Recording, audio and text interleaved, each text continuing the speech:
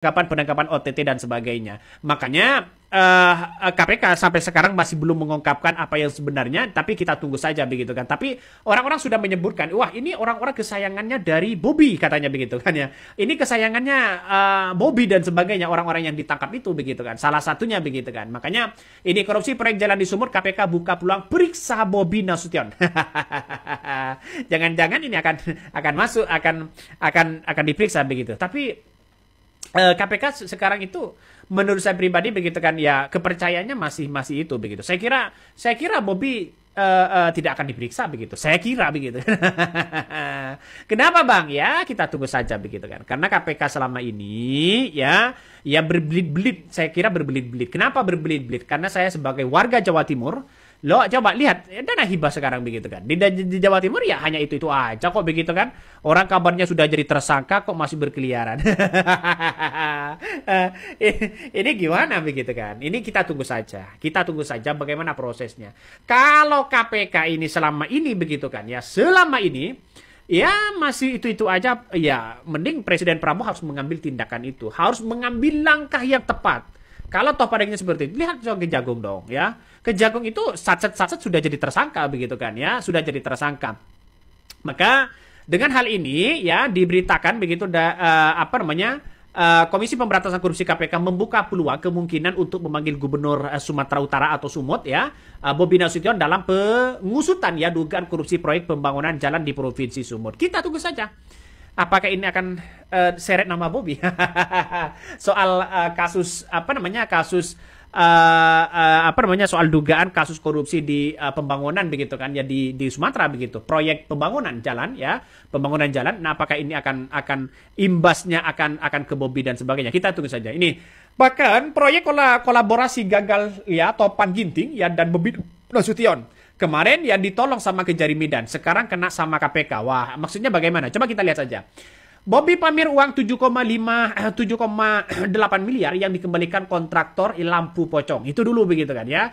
Kalau nggak salah ini tahun 2023 begitu, di mana ketika Bobby masih menjadi wali kota Medan begitu kan ya, dengan anggaran yang kontraktor lampu pocong yang kemudian dikritik habis-habisan, dan akhirnya sekarang Bobby pamer ya uang itu dikembalikan begitu kan ya, uang itu dikembalikan. Jadi kita tunggu saja bos, kita tunggu saja apakah ini akan berdampak ke yang lain atau bagaimana begitu. Tapi saya menganggap bahwa ya kejadian-kejadian seperti ini harus diberantas siapapun orangnya begitu. Karena banyak ini adalah kesayangan orang-orang orang-orang Bobby dan sebagainya begitu.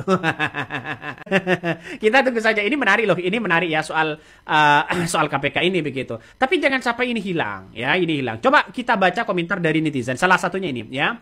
Sekarang KPK ya RI ya kerjaannya nyari duit receh ya. Kasus besar penakut. Udah bubarin aja lembaga itu. Komentar dari netizen. Kenapa? Karena kita lihat saja. Kita tunggu saja begitu. Karena dengan adanya situasi dan kondisi saat ini begitu, bahwa orang-orang di luar sana begitu kan masih menunggu KPK ini. Apakah KPK ini bisa benar-benar bekerja secara serius? Apakah nantinya begitu kan seperti dana hibah hanya biasa-biasa aja atau bagaimana? Kita tunggu saja ya. Dalam pemberitaannya begitu kan ya, Komisi Pemberantasan Korupsi ya KPK ini mengungkapkan bahwa kronologi dugaannya ya proyek jalan milik Dinas PUPR Sumatera Utara dan Satuan Kerja Pembangunan Jalan Nasional atau PJN Wilayah 1 PJN begitu kan ya, Sumut Kementerian Pekerjaan Umum atau PU begitu kan, mengatakan bahwa pihaknya mendengar informasi ya dari masyarakat terkait dengan infrastruktur begitu di Sumut yang tak memadai ya sejak beberapa bulan yang lalu. Artinya kalau toh pada akhirnya beberapa bulan yang lalu ya tidak sesuai dengan prosedur, artinya ada nuansa-nuansa kong kali kong soal pembangunan itu, maka ini ada atas informasi dari masyarakat begitu, sehingga KPK saya kira ini harus tahu begitu kan situasinya. Kenapa? Karena kita tahu bahwa mentersangkakan orang begitu dan bahkan OTT itu tidak semudah itu begitu kan. Jadi persoalan apakah kita membiarkan politik ini terus-menerus seperti itu? Saya yakin akan terjadi dekadensi moral.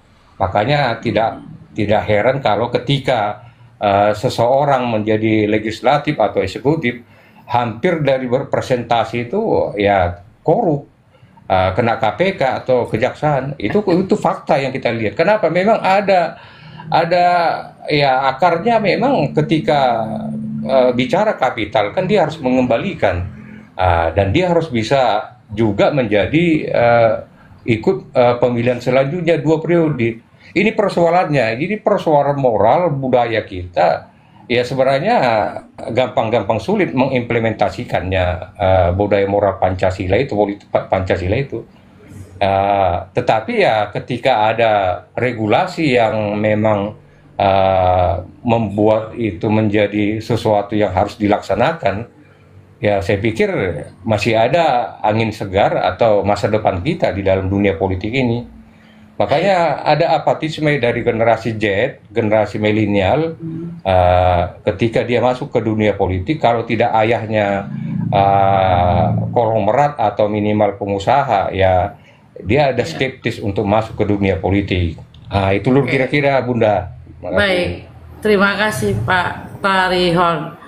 Ini Pak Adil Catalino nih naiklah kalau mau ngomong yang benar, tapi kalau nggak awas tuh. Pak Buca apa buka? Bukaman apa ini? Selamat malam Pak, assalamualaikum. Waalaikumsalam warahmatullahi wabarakatuh. Terima kasih.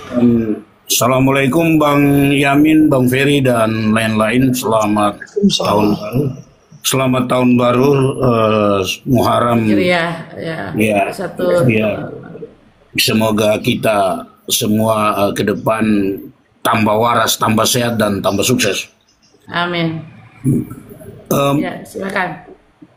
Kayaknya dari diskusi ini, saya karena sering ketemu dengan teman-teman kita, jadi konsep berpikir dari dahulu sampai sekarang masih konsisten dan terstruktur bagus. Politik kita, dari judul ini, politik kita budaya siapa? Ini budaya siapa ini yang kita nggak tahu, tapi politik kita aja yang bisa kita bahas. Ya kan? Yang bisa kita bahas adalah politik kita, karena nyata kan kalau budaya siapa ini kan kita meraba-meraba nih kan. Jadi saya kritiki judul dulu ya, bos, minta maaf. Ya kan? Nggak apa-apa. Jadi kalau saya selalu berpegang pada beberapa pandangan-pandangan utama dari Bang Yamin, bahwa memang bangsa ini kesalahan fatal adalah pemahaman terhadap konstitusi kita, Undang-Undang Dasar 45 dan penyusunannya, serta turunan-turunan dari Undang-Undang Dasar kita ini. Karena para perubah-perubah ini juga, yang amandemen ini, cenderung mereka masukkan undang-undang operasional ke dalam undang-undang dasar konstitusi ini. Jadi konstitusi kita ini udah ada sekian persen mengandung undang-undang operasional. Harusnya konstitusi tidak mengatur tentang undang-undang operasional. Nah, kemudian mungkin sejak bangsa ini dibentuk juga karena kita adalah bangsa tadinya dijajah, jadi merdeka itu tanpa siapapun tahu bahwa kita akan merdeka di 17 Agustus itu, sehingga pada saat itu pemimpin-pemimpin besar kita yang bijak itu merumuskan undang-undang dasar dalam situasi yang darurat sebenarnya. Yang saya lihat karena segera harus punya undang-undang dasar. Jadi sangat darurat mereka harus menentukan undang-undang dasar. Seharusnya setelah Indonesia merdeka, itu ada tim perumus kembali untuk menyusun undang-undang dasar 45 secara murni dan konsekuen. Disusunlah. Jadi perlu ada waktu yang tenang. Indonesia udah merdeka, mereka menyusun kembali. Jangan amandemen-amandemen ini bernuansa politik sekretarian atau apa politik primordial, ya, politik primordial yang masuk ke dalamnya. Jadi era ini warnanya ini, eranya ini warnanya ini. Ini kan mereka pemimpin yang menyusun Undang-Undang Dasar 45 ini kayaknya kurang apa ya, dalam Islam itu kurang tawadu, kurang tenang, kurang apa ya, kurang khusyuk dalam menyusunnya. Nah, kembali lagi situasi politik hari ini sangat-sangat prihatin karena yang menderita adalah rakyat Indonesia sendiri dalam hal kemanfaatan segala produk hukum dan kebijakan nasional terhadap kesejahteraan rakyat. Ini memang karena hegemoni para penguasa kita ini sudah 10 tahun ini, mereka, saya katakan mereka ini adalah bandit-bandit yang berkuasa. Kenapa? Karena bandit itu biasanya membuat kekacauan dan dia yang untung. Sedangkan kalau pejuang tidak, dia berjuang dan dia berdarah-darah dan bahkan dia menjadi korban. Dia tidak pernah mendapat keuntungan secara material dan apapun. Baik. Saya kira itu aja yang bisa saya sampaikan. Baik, terima kasih Pak Buka kah apa ini? Iya, Buca ya. Jadi ya, dari tadi tuh tekanan Pak Buca itu adalah keprihatinan terhadap rakyat ya. Partisipasi rakyat dalam bernegara ini itu, apakah budaya itu masih bisa diperjuangkan nilai-nilainya oleh para pemimpin kita ini terhadap rakyat, mungkin begitu kali ya. Bang Ferry, Assalamualaikum, selamat malam Bang Ferry. Waalaikumsalam warahmatullahi wabarakatuh. Baik, gimana Bang Ferry melihat politik kita hari ini? Ini kita pakai budaya siapa ini? Kita pakai budaya siapa? Pertanyaannya, saya enggak. Sebenarnya gini loh, dalam segi aspek ilmu sosial budaya dan ilmu politik itu agak berbeda ya. Agak berbeda, cuman kalau saya lebih cenderung menyoroti dalam ilmu politiknya saja. Karena kalau kita mau membagi dengan segi budaya, itu kita dari zaman kerajaan, penjajahan atau kolonial, lalu di era modern itu berbeda lagi tahapan. Dari founding father kita sudah harus jelas seharusnya di situ. Jadi saya cuma membagi dari segi aspek politiknya saja. Ada dua segi aspek, yaitu dari masyarakat dan politisi sendiri sebenarnya. Kalau di masyarakat kita ini lebih cenderung, saya masih menilai masih banyak parokial ya. Budaya parokial itu adalah kurang peduli, masyarakat yang kurang peduli dengan isu-isu politik, dengan kepedulian dengan tentang politik. Dan itu akan yang selalu dimanfaatkan oleh para